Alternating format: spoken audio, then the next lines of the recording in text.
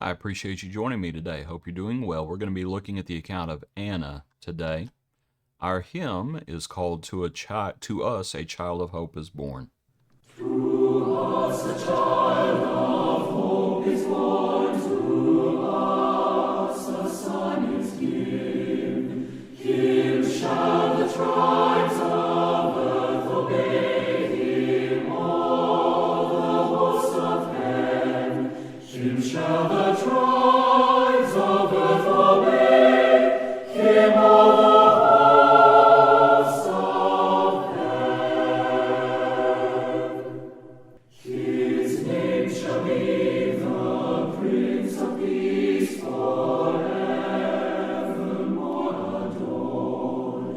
The Wonderful, the Counselor, the great and mighty Lord. The Wonderful, the Counselor, the great and mighty Lord. His power increasing still shall spread, his reign no man shall know. Justice shall guard his throne above, and peace abound below. Justice shall guard his throne above, and peace abound below.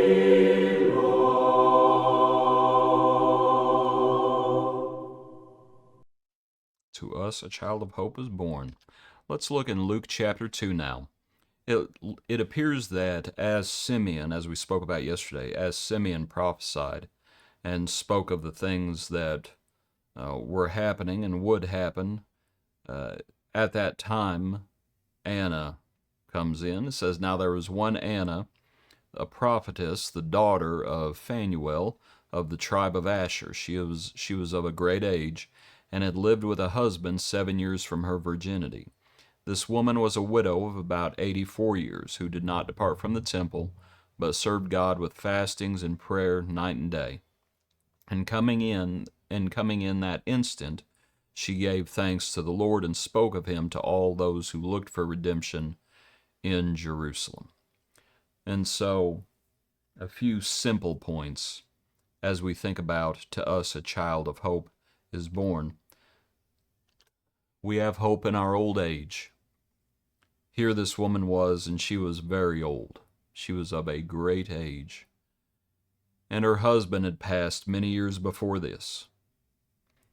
And the fact that we can have hope in our old age and hope of seeing loved ones again in heaven. We sorrow, but not as those who have no hope. And so we comfort one another with these words.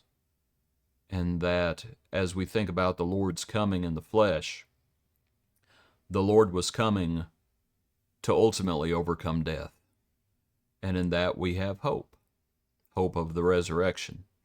And so in our old age, as this mortality puts on immortality, as we think about the resurrection, we have that hope.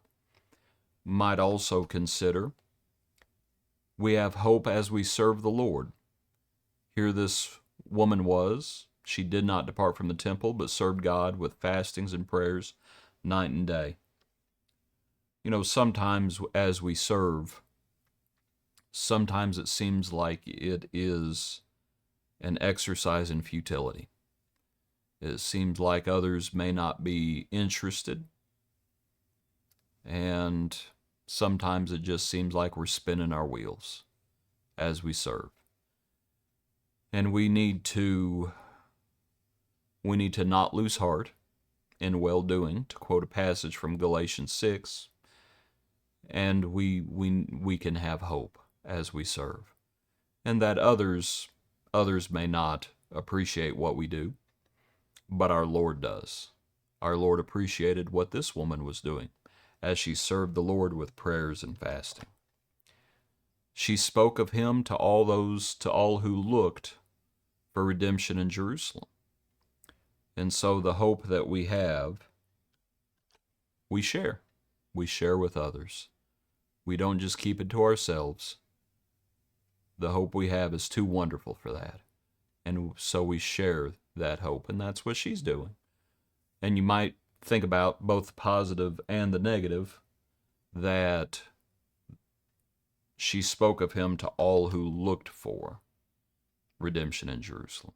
Not everybody was, but for those who did, she spoke about Jesus to them.